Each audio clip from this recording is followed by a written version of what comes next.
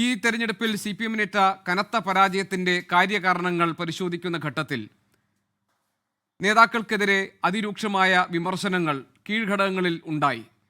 പക്ഷേ അതൊക്കെ വേണ്ട രീതിയിൽ പാർട്ടിയെ ഒരു തെറ്റുതിരത്തിൽ പ്രേരിപ്പിക്കുന്ന തരത്തിൽ റിപ്പോർട്ട് ചെയ്യപ്പെടുകയോ അല്ലെങ്കിൽ ആ നിലയ്ക്ക് കാര്യങ്ങൾ മുന്നോട്ട് പോവുകയോ ചെയ്തില്ല എന്നതിലെ അമർഷം പാർട്ടിക്കകത്തുണ്ട് എന്നത് നമുക്ക് അറിയാവുന്ന കാര്യമാണ്. അതിനിടയിലാണ് ഇപ്പോൾ ഈ വിഴിഞ്ഞം പദ്ധതിയുമായി ബന്ധപ്പെട്ട പുതിയ വിവാദങ്ങളിൽ ശക്തമായ ആരോപണങ്ങൾ പ്രതിപക്ഷം ഉന്നയിക്കുമ്പോൾ CPM-നകത്ത് തന്നെ ഇപ്പോൾ കേന്ദ്ര കമ്മിറ്റി അംഗമായ EP ജയരാജനിൽ നിന്ന് അല്ലെങ്കിൽ PK ശ്രീമതിയും KK ശൈലജയും പോലുള്ളവരിൽ നിന്ന് ആ നിലപാടിന് വിരുദ്ധമായ ഒരു സമീപനം കാണുന്നത് അവരുടെ പ്രതികരണങ്ങളിലൂടെ പുറത്തു വരുന്നതും ഇത് പാർട്ടിയിൽ ഒരു തെറ്റുതിരുത്തലിനോ ഒരു മാറ്റത്തിനോ ഒരു പൊളിച്ചെഴുത്തിനോ ഒക്കെയുള്ള തുടക്കം കുറിക്കലായി താങ്കൾ കാണുന്നുണ്ടോ? കണ്ണൂർ കോട്ടയ്ക്കകത്ത് നിന്ന് പിണറായി ഗോവിന്ദൻ നേതൃത്വത്തിനെതിരെ ഉയരുന്ന വിമത ശബ്ദത്തിന് അല്ലെങ്കിൽ ഒരു ചേരി രൂപീകരണത്തിന് ഇടയാക്കുന്ന തരത്തിലേക്ക് ഈ കാര്യങ്ങൾ മാറാനുള്ള സാധ്യതയുണ്ടോ? അതോ ഇത് തീർത്തും സ്വാഭാവികമാണോ?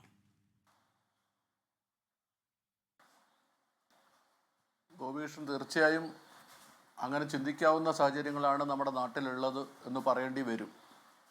കണ്ണൂർ ജില്ലയിലും അതുപോലെ തന്നെ കേരളത്തിലും ആകെ അതുമായി ബന്ധപ്പെട്ട് ഇന്ന് ഉയർന്നു വന്നിട്ടുള്ള കാര്യങ്ങൾ ഒരുപക്ഷെ CPM-ന് ചരിത്രത്തിൽ അങ്ങനെ ഇല്ല, അങ്ങനെ ആരും സംസാരിക്കാൻ തയ്യാറാവാറില്ല. അതിലേക്ക് വരുന്നതിന് മുമ്പ് ഒരു കാര്യം ഞാൻ പറയട്ടെ. ഒന്ന്, CPM-ന് സംഭവിക്കുന്ന ഏറ്റവും പ്രധാനപ്പെട്ട പെശകായി ഞാൻ കാണുന്നത് കാലത്തിൽ വന്നിട്ടുള്ള മാറ്റത്തെ അവർക്ക് ഉൾക്കൊള്ളാൻ പറ്റുന്നില്ല. നിങ്ങളിപ്പോൾ ഈ വിഴിഞ്ഞം തുറമുഖത്തിൻ്റെ മാത്രം പ്രശ്നം എടുക്കുക. ആ തുറമുഖവുമായി ബന്ധപ്പെട്ട കരാർ 251 പേജോ മറ്റോ ഉള്ള 270 പേജോ മറ്റോ ഉള്ള ഒരു കരാർ ഉണ്ട്. ആ കരാറിൻ്റെ 5(3) വളരെ കൃത്യമായും പറയുന്നുണ്ട് ഈ ഷെയർ കൈമാറ്റം ചെയ്യാൻ അവർക്ക് പറ്റും. അതായത് പിണറായി മുഖ്യമന്ത്രിയായിരുന്ന സമയത്ത് ഉണ്ടാക്കിയിട്ടുള്ള ഒരു കരാർ പ്രകാരം അദാനിക്ക് അദാനിയുടെ ഷെയർ വിൽക്കുന്നതിന് മാറുന്നതിനൊക്കെയുള്ള അവകാശം ആ കരാറിനകത്ത് വെച്ചിട്ടുണ്ട്. അങ്ങനൊരു കരാറിനകത്ത് ഈ വ്യവസ്ഥ നിലനിൽക്കുമ്പോൾ സർക്കാരിൻ്റെ മുൻകൂട്ടിയുള്ള അനുമതി വേണമെന്ന് മാത്രമാണ് അതിനകത്ത് പറയുന്നത്, അല്ലാതെ കരാർ മാറ്റുന്നത് പ്രശ്നമൊന്നുമല്ല. ഇത്തരം ഒരു കരാറിൽ ഒപ്പിട്ട് അതിൻ്റെ മറ്റെല്ലാ കാര്യങ്ങളും ചെയ്തതിന് ശേഷം ഇന്നിപ്പോൾ ഒരു വേറൊരു തരത്തിൽ പറഞ്ഞാൽ ഒരു വളരെ സങ്കുചിതമായ രാഷ്ട്രീയ ലക്ഷ്യം വെച്ച് ആക്ഷേപം ഉന്നയിക്കുമ്പോൾ സ്വാഭാവികമായും അത് മനസ്സിലാക്കാൻ ഇന്ന് കേരളത്തിലെ ആളുകൾക്ക് പറ്റും. പണ്ട് CPM-നെ സംബന്ധിച്ചിടത്തോളം CPM-ന് നേതാക്കന്മാർ പറയുന്നത് അത് അച്ചട്ടായിട്ട് ആളുകളങ്ങ് കാണുകയാണ് ചെയ്യുക. കാരണം CPM-ന് നേതാക്കന്മാർ കള്ളം പറയില്ല, അവർ പറയുന്നത് സത്യമായിരിക്കും എന്നൊക്കെ കരുതി അതിൻ്റെ അണികൾ, അതിന് അത്രയേറെ വിശ്വാസം ഉണ്ടായിരുന്ന അതിൻ്റെ അണികൾ അതൊക്കെ അങ്ങ് പൊതുവായി അംഗീകരിക്കുകയാണ് നമ്മൾ ഈ പ്രിൻ്റ് മീഡിയയുടെയൊക്കെ മാത്രം കാലത്തുണ്ടായിരുന്നു. ഇന്ന് അങ്ങനെയല്ല.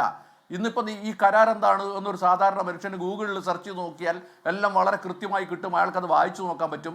ആ കരാർ ആരാണ് ഒപ്പിട്ടതെന്ന് മനസ്സിലാവും. അത് പ്രകാരത്തിൽ എന്തൊക്കെ ചെയ്യുക. അങ്ങനെയൊക്കെയുള്ള സാഹചര്യത്തിൽ കേവല രാഷ്ട്രീയ ലാഭത്തിന് വേണ്ടി എന്ന നിലയിൽ സംസാരിക്കുമ്പോൾ അതൊരു പ്രസ്ഥാനത്തിൻ്റെ വിശ്വാസ്യത നഷ്ടപ്പെടുത്തും. CPM നേരിടുന്ന ഏറ്റവും പ്രധാനപ്പെട്ട പ്രശ്നം ഇതാണ്. ഇത് വിഴിഞ്ഞം പ്രശ്നത്തിൻ്റെ കാര്യത്തിൽ മാത്രമല്ല, ഓരോ കാര്യത്തിലും പാർട്ടി സ്വീകരിച്ചുകൊണ്ടിരിക്കുന്ന ഇത്തരത്തിലുള്ള നിലപാടുകൾ പാർട്ടിക്ക് വലിയ തോതിൽ ക്ഷീണം ചെയ്യുന്നുണ്ട്. ഓരോ സംഭവങ്ങളും അങ്ങനെയാണ് പരിണമിക്കുന്നത്. അതിൻ്റെ ഭാഗമായി ജനങ്ങൾക്കിടയിലുണ്ടായിരുന്ന പൊതുവെ അംഗീകാരവും വിശ്വാസവും CPM നഷ്ടപ്പെടുത്തിക്കൊണ്ടിരിക്കുന്നുണ്ട്. അതിൻ്റെ പശ്ചാത്തലത്തിൽ കൂടി വേണം നമ്മളിന്ന് ഉണ്ടായിട്ടുള്ള വിവാദങ്ങൾ എടുക്കുക. ഇപ്പോൾ ഈ വന്നിട്ടുള്ള വിവാദങ്ങൾ എടുക്കുക. ഏറ്റവും അവസാനത്തെ വിവാദം എടുക്കുകയാണ്. പാർട്ടിയുടെ കണ്ണൂർ ജില്ലാ സെക്രട്ടറിയാണ് KK രാഗേഷ്.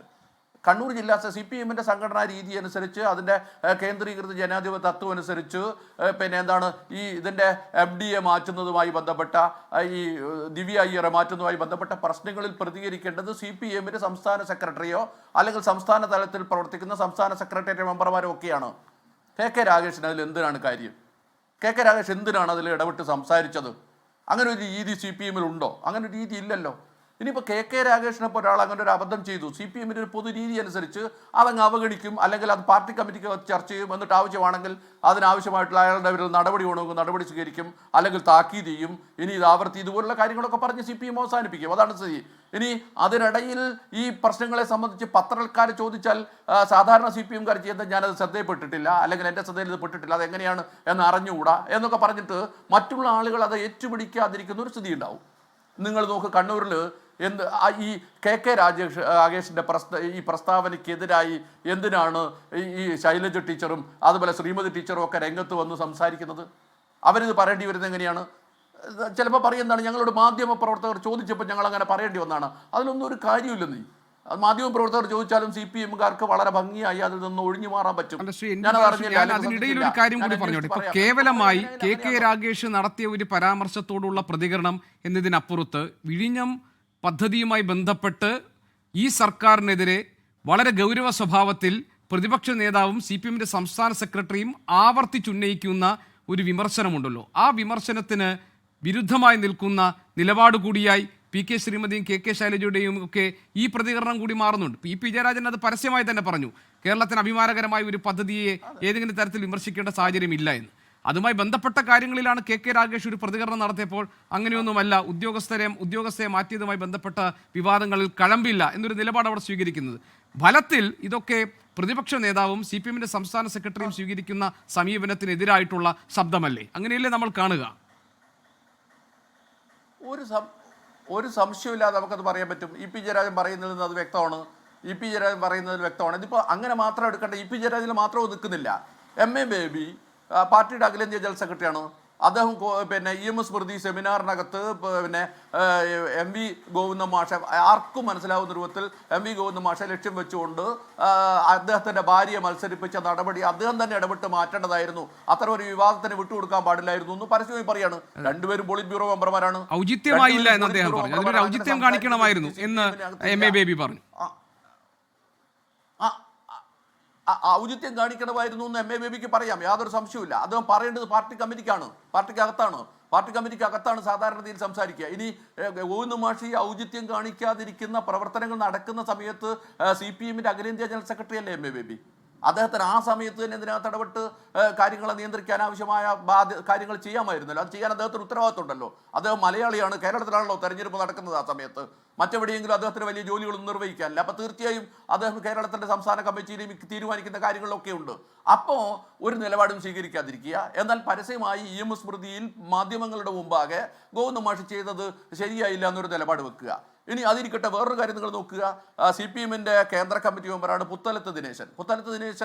CPM-ന്റെ രാഷ്ട്രീയ നിലപാടുകൾ മുന്നോട്ട് വെക്കുന്ന ചുമതലക്കാരനാണ് എന്ന് നമുക്കറിയാമല്ലോ.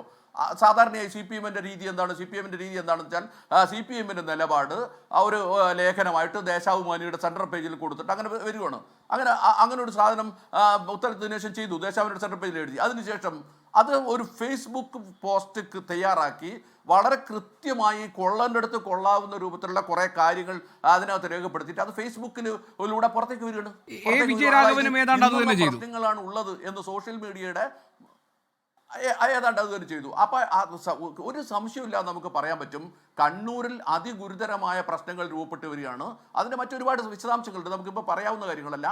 CPM-നകത്ത് രൂപപ്പെട്ടുകൊണ്ടിരിക്കുന്ന പ്രശ്നങ്ങളുമായി ബന്ധപ്പെട്ട് കണ്ണൂരിലെ പാർട്ടി പ്രവർത്തകന്മാരും പാർട്ടി നേതാക്കന്മാരുമായിട്ടുള്ള ആളുകൾ പറഞ്ഞുകൊണ്ടിരിക്കുന്ന കാര്യങ്ങളുണ്ട്. അത് ചുരുങ്ങിയ ദിവസങ്ങൾക്കൊക്കെ അത് പുറത്തു വരുമെന്ന് തന്നെയാണ് ഞാൻ കരുതുന്നത്. ശരി, ഞാൻ വരാം ഇനി താങ്കളിലേക്ക്.